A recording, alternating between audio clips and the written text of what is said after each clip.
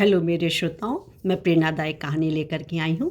रोज़ की भांति आज भी एक वीडियो, कहानी का वीडियो जो सीख भरी होती, भरपूर सीख भरी होती हैं, उसके वीडियो आप तक पहुँचाऊँगी। तो क्या है, मैंने भी कई बार ये जिक्र किया है कि मेरा संदेश ही पहुँचाना होता है कि इस कहानी के माध्यम से हमारे में सकारात्मक ऊर्जा तो आती है, साथ ही हम चरित्रवान भी बनते हैं। यानी हमारे लाभ तो मतलब पूरे के पूरे लाभ हैं।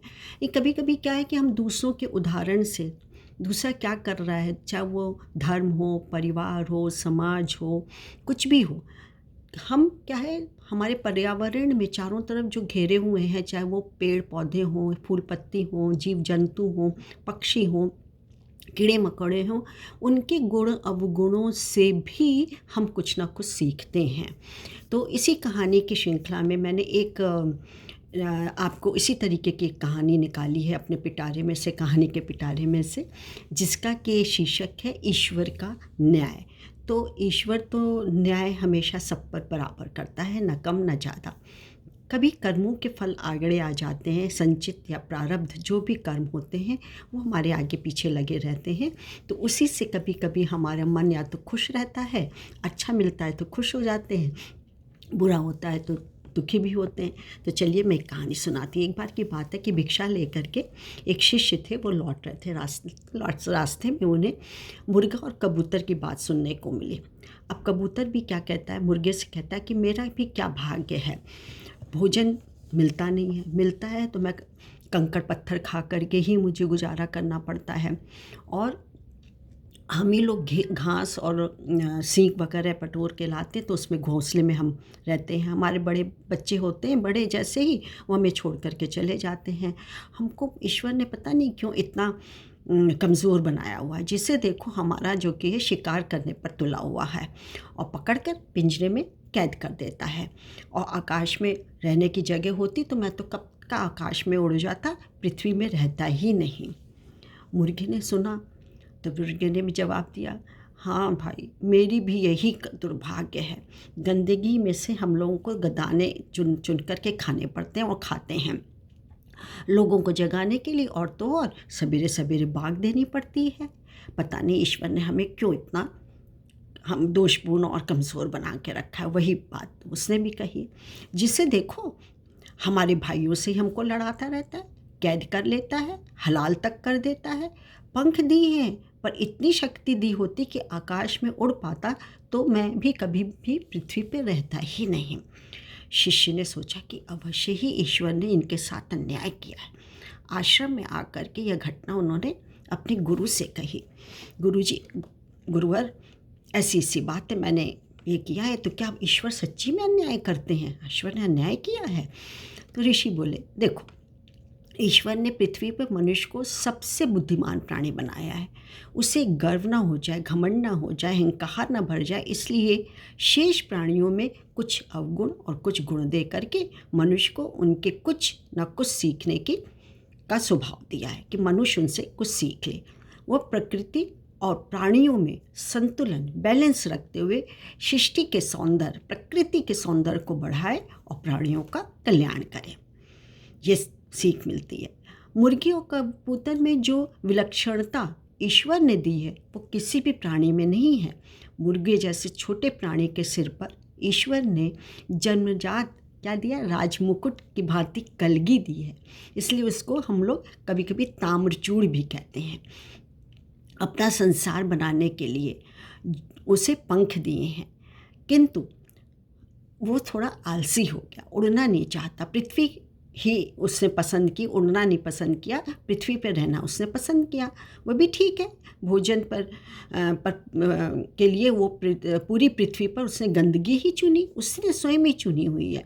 गंदगी में व्याप्त जीवाणुओं से वो इतना प्रदूषित हो जाता है कि उसका शीघ्र ही पतन, नाश हो जाता है, वो जल्दी हलाल या वो मार दिया जाता है। तो शीघ्र पतन, अब क्या किया जाए, अब सृष्टि के लिए श्रेयस्कर है कि आओ जाओ खाओ। बुराई से भी अच्छाइयों को ग्रहण करने की सीख मनुष्य को मुर्गे से ही मिली है कि गंदगी का रहते हुए भी दूसरों को काम आ रहे हैं, या राजमुकुट मिला हुआ, कलगी कितनी सुंदर मिली हुई है, लेकिन गंदगी में भी एक अच्छाई है उसमें। कि वो उसमें उसको ताम्र पंख मिला हुआ है, ताम्र चूड़ जिसको कहते हैं वो मिला हुआ है। इसलिए ईश्वर ने उसके साथ भी कोई अन्याय नहीं किया, ना तो कबूतर के साथ कोई अन्याय किया है और ना ही मुर्गे के साथ। किंतु ऋषिवर, उस शिष्य ने पूछा कि लेकिन ऋषिवर, कबूतर तो बहुत ही निरीह सा कमज़ोर सा प्राणी है, क्या उसके साथ अन्याय हुआ है? शिष्य ने पूछा। शिष्य की शंका का समाधान करते हुए ऋषि बोले, पक्षियों के लिए ईश्वर ने ऊंचा स्थान, खुला हुआ आकाश दिया हुआ है, फिर भी जो पृथ्वी के आकर्षण में बंधा हो, पृथ्वी पर विचरण करना पसंद करता है, तो उस पर हर समय खतरा तो मंडराएगा ही। प्रकृति ने भोजन के लिए अन्न बनाया है, फिर कबूतर को कंकड़ खाने की जरूरत भी क्या है? क्या आवश्यकता है? कबूतर ही है जिसे आकाश में बहुत ऊंचा व दूर तक उड़ने की सामर्थ्य है, इसलिए उसे कपोत भी कहा जाता है। वह परिश्रम करे, उड़े, दूर तक जाए और भोजन ढूंढे। भूख में पत्थर भी अच्छे लगते हैं, कहावत है, और इस कहावत से मनुष्य ने कबूतर से ही ये वाली कहावत की भूख में जो कि खाना, पत्थर भी अच्छे लगते हैं या पापड़ भी अच्छा लगता है, या किवाड़ जिसको कहते हैं ना, भूख में किवाड़ भी पापड़ की तरह लगता है, तो कबूतर से ही मनुष्य ने सीखी है। तो कुछ भी जब भूख लगती है तब कुछ भी खा लेता है वो। किंतु क्या है, अकर्मण्य नहीं बने मनुष्य, कबूतर जो कि अकर्मण्य हो गया है, कंकड़ खाने की प्रवृत्ति से उसकी बुद्धि विकुंद हो जाने से कबूतर जो कि डरपोक और अकर्मण्य सा बन गया है। यह सत्य है, सही बात है कि पक्षियों में सबसे सीधा पक्षी कबूतर ही है, किंतु इतना भी सीधा नहीं होना चाहिए कि अपनी रक्षा करने के लिए उड़ ही नहीं सके। बिल्ली का सर्वप्रिय भोजन क्या है? चूहे हो और कबूतर होते हैं, तो चूहा तो फिर भी प्राण बचाने के लिए इधर उधर भाग जाता है, लेकिन कबूतर बिल्ली को देखते ही और भी आंख मूंद करके बंद होकर के लेट जाता है, बैठा रहता है, उड़ता नहीं है, और वो बिल्ली जो कि उसके झट से चट कर जाती, काल का ग्रास बन जाता है।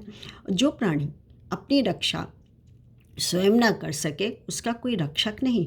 कबूतर के पास तो पंख हैं, फिर भी वो उड़कर अपनी रक्षा नहीं कर सके, तो यह उसका दोष है, ईश्वर का दोष नहीं है। ईश्वर ने उसके साथ कोई भी अन्याय नहीं किया हुआ है। तो फिर दोस्तों, कहानी हमारी यही समाप्त होती है। तो इसके साथ मैं आपको ये बताना, मतलब एक लाइन की सीख इसके अंदर मिलती है कि हम दूसरों के से जो अच्छा बुरा सीखें, तो अच्छाई को हम लें कि हाँ, कलगी है तो उसका उपयोग कैसे कर सकते हैं, या पंख दिए हैं कबूतर की भांति तो हम उसका उपयोग कैसे कर सकते हैं। तो हमें अच्छाई को ढूंढना है, न कि खराबी को। ईश्वर ने सबके साथ न्याय किया हुआ है, उसका जो भी कार्य होगा वो सही होगा, गलत कभी भी नहीं होगा। आप उस पर धैर्य से विचार करिए, विश्वास रखिए, आपको सफलता मिलेगी। आज के लिए इतना ही। मैं अपना इंट्रोडक्शन दे दूं। नमस्कार, मैं doctor Manju Jain, retired associate professor from SN Degree College Kanpur. आज के लिए इतना ही। अभी दूसरी कहानी के साथ आती हूँ। बाय। Thank you.